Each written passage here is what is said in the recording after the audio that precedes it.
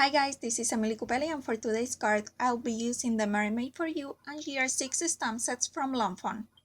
I already stamped my images on Strathmore watercolor paper using my archival ink in jet black. As you can see, I stamped the mermaid on top of the shellfish, for which I did a bit of masking. Now I am coloring my adorable mermaids using my distress inks and a bit of water along with a watercolor brush. I am using the tattered rose and warm lipstick colors. I am starting with the tattered rose, adding a wash of color all over the hair of the mermaid. Then I am using the warm lipstick just with a little bit of water, not so much, to add some shadows. I am doing the same with the tail of the other mermaid. I started with the tattered rose and then added some darker color with the warm lipstick. For the orange color, I used the dried marigold. Anyhow, this time I also started with the tattered rose to give it a hint of a pinkish undertone. I added a very light wash of color with the tattered rose, and then I added the darker color, which in this case is the dried marigold, and blended it with my brush. Notice that for the orange areas, I am not using yet the yellow color that you can see on the screen. I didn't add too much contrast this time, since I wanted very light and soft and pastel colors this time, but you can add as much contrast and darkness as you prefer. Finally, I am using my scattered straw distress ink. As you can see, for the yellow areas, I am using only that color of ink. I am not mixing it with any other color. I am simply adding more water where I want it lighter. Now for the shell, I will use my pumice stone distress marker. I am adding the color directly with the marker to the image, and then blending it with my brush and some water, adding the darker colors where I want the shadows to be. For the little pearl, I am using my tumbled glass distress ink. I'm also using this color for the little shell that she has in her hair. For the skin of my little mermaids, I used some of my antique linen distress ink. Since this color is very yellowish, I wanted to add a bit of a rose color to their skins. For this, I used a bit of the tattered rose distress ink, diluted with a lot of water, and added it on top of the antique linen. For the cheeks, I used some more concentrated tattered rose. Here I already die cut a stitch journaling card from Fawn out of some regular white cardstock, since I wanted it to be very smooth. I am adding the antique linen very softly to the bottom of my stitch journaling card, trying to make it a bit darker on the very bottom. For the upper area of my journaling card, I used the tumbled glass distress ink. Again, I added it a bit darker on the top and lighter towards the middle. Even though I wanted this background to be very smooth, still I wanted to add some water splatters, since I think I cannot do an underwater scene without some splatters of water.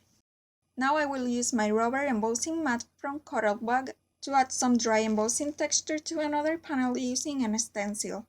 For this, I am using only the tab 1 in my Big Shot platform. Then I am placing a cutting plate on top of it, next the stencil, which in this case is the chevron stencil from Heidi Swapp, and my cardstock panel on top of it. After that, I'll put my rubber mat, and finally the other cutting plate. I don't really know if there is another combination better for this, but I used the instructions on the rubber mat packaging as a guide, since it doesn't give the instructions for my particular Big Shot machine from C6. It only gives you the specific instructions to use with your Bug die cutting machine. Once I pass it through my Big Shot, you can see the amazing dry embossing effect I got in my cardstock. Anyhow, I didn't love how that particular chevron pattern looks with the main panel I just created. So I decided to follow the same steps I just showed, but in this case I used the polka dot stencil from Heidi Swapp as well. And I like that so much better. I think it looks cleaner, and it almost looks like bubbles, which goes perfectly with the theme of the card. Then I added a lot of score tape to the back of my main panel, and sticked a piece of foam on top of it. Then added more score tape to the back of the foamy, removed the backing paper from it, and finally stick it to the front of my card. I love the solid images included in this stamp set, plus I love using my colored ink pads. So since I didn't use it in the front of the card, I decided to use them in the inside of the card. For the Seaweed and Coral, I used the Sea Breeze and Pixie Dot Versamagic ink pads, which is a chalk ink. These colors were a perfect match for the colors outside of the card.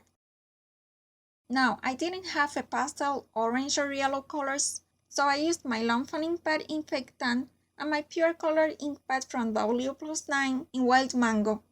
Anyhow, in order to make them lighter, I simply used the second generation with both of the ink pads. In this case, I am using the Little Solid Fish in the stamp set. I am inking it up, stamping it in a scrap of paper, and then stamping it in my card. That way I get a much lighter color, and a perfect match for the colors outside of my card. In case you are wondering, the scallops rectangle I'm using is from Ariel, and the little thanks speech bubble I used in the front of the card is from the 150 section at Michael's. Now I'll use my distress stickles in clear rock candy to add some glitter and shine to the tails of the mermaids. In my opinion, this will almost look like little scales. Also, I'll use my glaze pen from Sakura in clear. I'll use it in some of the smallest images in the card. This will add some glossiness as well as a bit of dimension. I love using this pen to add a glossy effect to very small areas. Remember that it looks a little milky at first, but then it dries completely clear and glossy. If you follow me in my Instagram, for which I will leave the link on the description box of this video, you may have noticed that this was my submission for the Daily Marker 30-Day Coloring Challenge on day 3, which is a challenge done by Kathy Raccooncy, where you have to color something for 30 days. No matter how many images or for how long you color, the challenge is just to color something with whatever medium you prefer. And here is my card all finished. I love the dry embossed effect I got with my stencils. I think it's awesome to always be able to stretch your supplies and find other uses for them. Also loved how the soft coloring turned out, as well as the stamping in the inside of the card. I think it adds a lot to the whole card. Please give this video a thumbs up if you enjoyed it and subscribe to my channel if you are not subscribed yet. Don't forget to visit my blog to see a list of supplies and more close-up pictures. Here are 2 more cards for you to watch in case you missed them. Also a Finding Dory spread I did in my planner channel. Thank you so much for watching and I'll see you next time. Bye!